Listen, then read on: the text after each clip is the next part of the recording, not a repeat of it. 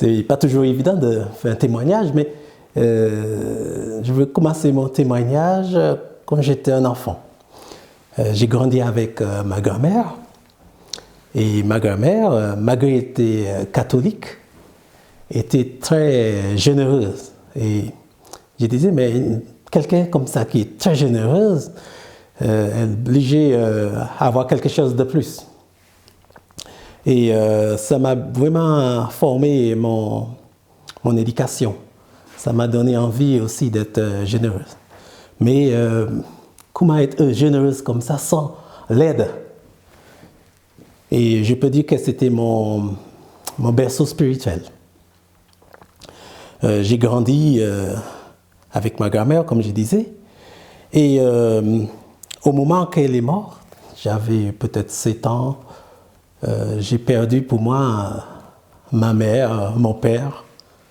Et c'était très, très douloureux pour moi. Mais j'avais ma cousine qui était l'âge de mon père, qui a continué à m'élever avec un cousin que j'avais, qui on a grandi comme un frère, comme des frères.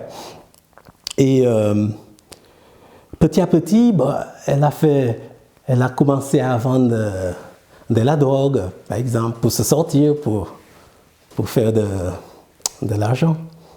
Parce qu'elle a occupé presque toute sa vie de ma grand-mère.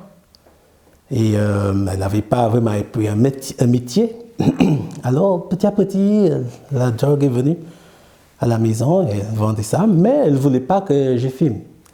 On avait des amis qui venaient, qui fumaient ensemble. J'étais vraiment un enfant qui voyait tout ça. Et à partir de 9 ans, il y avait quelqu'un qui a insisté pour que je fume. Elle ne voulait pas.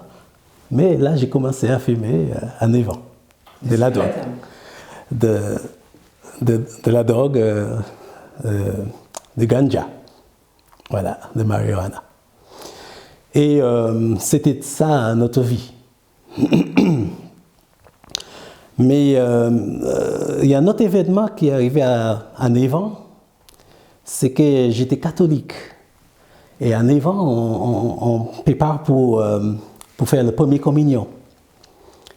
Et du coup, dans mon petit village, il y avait 2 églises. Une église adventiste, l'église catholique. Moi, j'ai allé dans l'église catholique, tout naturellement. Mais j'ai toujours posé cette question, pourquoi les adventistes gardaient le sabbat comme jour de repos, que toutes les autres, ou presque tous les autres, les catholiques, évangélistes, gardaient le dimanche. Et le prêtre que j'ai posé cette question m'a répondu, franchement, c'est les adventistes qui ont raison. Mais ça fait tellement longtemps qu'on a changé les choses, on ne peut pas faire marche arrière. Alors ça a resté dans ma tête. Le sabbat a été très important, je voulais savoir plus, mais sans chercher à connaître, ni faire des études. Mais j'ai vu que lorsque je n'allais pas à l'école, par exemple le samedi matin, selon la direction du vent, je pouvais rester dans ma fenêtre et écouter les chants de l'église adventiste. Et une des chants qui m'a touché, c'est souvent ils chantaient ces chants-là et on pouvait entendre clairement le refrain. Jesus save, ta ta ta ta ta ta ta. Jesus save, qui veut dire Jésus sauve, Jésus sauve. En français, on dit Jésus sauve aujourd'hui, mais en anglais c'est comme ça. Et les chants me marquaient, j'aimais bien écouter les chants. À 13 ans, il y a des événements qui sont venus dans ma vie. J'avais un ami qui est tombé amoureux de ma cousine. Et lui, très important, on va revenir sur lui à la fin, mais il nous a invités à l'église. Même si il avait grandi dans l'église, mais il ne vivait plus comme un adventiste sérieux, mais il nous a invités à l'église et ce qui reste dans ma tête, le sabbat. Pourquoi le sabbat? Un deuxième événement qui est arrivé à ce même âge, c'est qu'on a trahi ma famille. Malgré on avait beaucoup d'amis qui venaient, on fumait ensemble, elle trafiquait. Il y a un qui est allé voir les policiers et il dit qu'on vendait la drogue, même s'il savait déjà. Et à 4 heures du matin, un jour, les policiers qui sont arrivés chez nous, avec des fusils, on se levait dans la nuit. C'était vraiment terrible. Et là, ils ont trouvé la drogue dans la maison. Ils ont amené ma cousine, qui a failli être à prison. Alors, sa mère l'a aidée, elle était libérée. En tout cas, elle a payé un rançon pour elle. À partir de là, j'ai perdu confiance dans les gens, et surtout des adultes. Ça m'a poursuivi quelques années, je demande encore si ça ne m'arrive pas encore. Mais c'était terrible pour moi parce que de vivre comme un enfant de 13 ans et de plus avoir confiance dans les adultes, ça pèse beaucoup, on ne grandit pas. Et un autre événement qui est passé, il y avait le cyclone David à cette même époque, et on a quitté le pays pour aller à Guadeloupe. Alors je suis de la Dominique, je n'ai pas présenté, mais je me trouvais à Marie-Galante, et là j'ai continué dans la drogue, j'ai travaillé, mais voilà, on vivait une vie loin de Dieu. Mais il y a un événement encore qui s'est présenté dans ma famille, c'est que mon cousin, il perdait la tête. Il est devenu très violent et c'était vraiment un moment de panique pour moi et ma cousine et même d'autres personnes. On ne savait pas comment gérer ça. Et oui, à peu près vers 17, 18 ans, j'ai dit à Dieu, c'est pas la peine que je vis pour ma vie.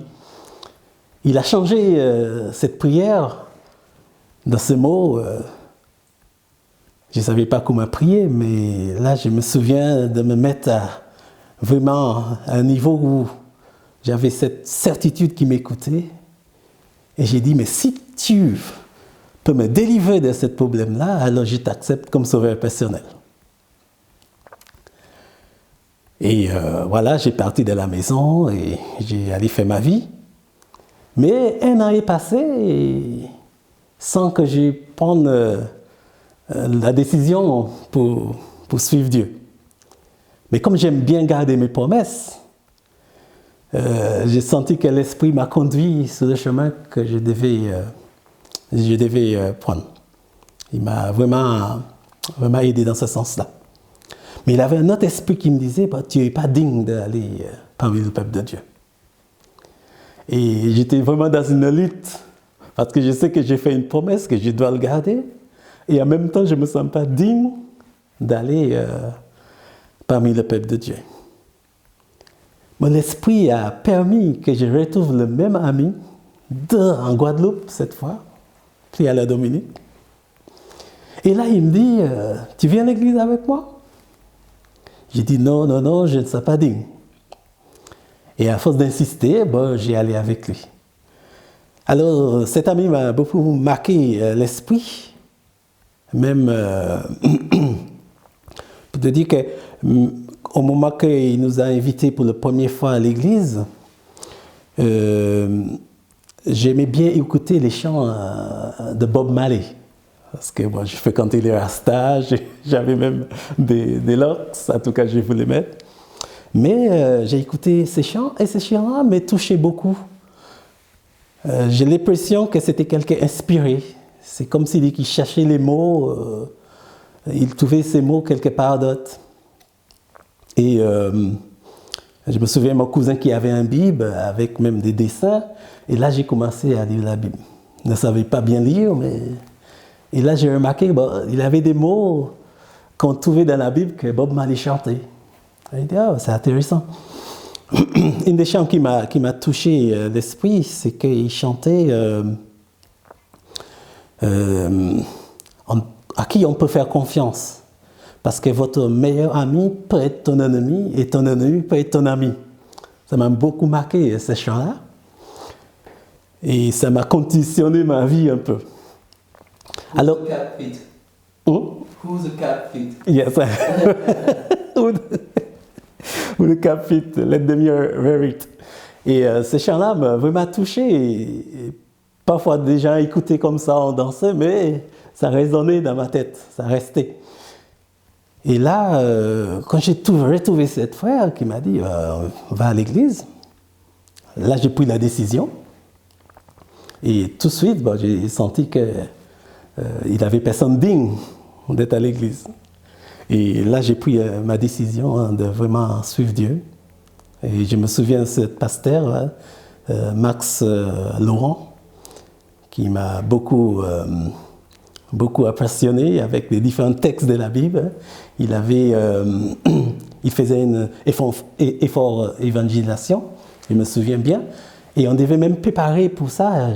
J'étais actif à coller des affiches, à partager. Il disait, oh, tu es déjà actif, c'est bien, tu es déjà vraiment là-dedans. Et il m'a vraiment encouragé. J'ai posé beaucoup de questions aussi. J'étais capable de lui poser des questions, à lui garder réveillé. Des fois, on quittait l'église après les différentes réunions. Mais je pouvais le garder à poser des questions jusqu'à minuit. Des fois, il me disait, ah non, je ne peux pas te laisser aller tout seul, il faut que je marche avec toi. Et ce n'est pas dans son effort d'évangélisation que j'ai vraiment pris la décision pour être baptisé. Et je n'ai pas regretté depuis. Qu'est-ce que ça a changé dans ta vie? Qu'est-ce que Dieu a apporté dans ta vie? Alors, ça a changé beaucoup de choses. Parce que même quand j'étais dans la drogue, je voulais arrêter. Et des fois, j'arrivais à arrêter quelque temps et je recommençais. Et quand j'ai pris la décision d'être baptisé, ça veut dire qu'au moment que j'ai été converti, j'ai senti vraiment le changement. Ça s'est passé. Une libération. Une libération, complètement. Au point que j'ai fréquenté encore des amis et ils disaient, mais il ne comprend pas, tu ne fumes plus. Non. Et vraiment là, il m'a transformé et je sais qu'il a transformé autre chose et il a d'autres choses encore à transformer. Mais je pense que je suis dans le bon main. Vraiment. Gloire à Dieu. Merci beaucoup, Dieu te bénisse. Merci. Merci. Merci pour ce beau témoignage. Merci. Oh.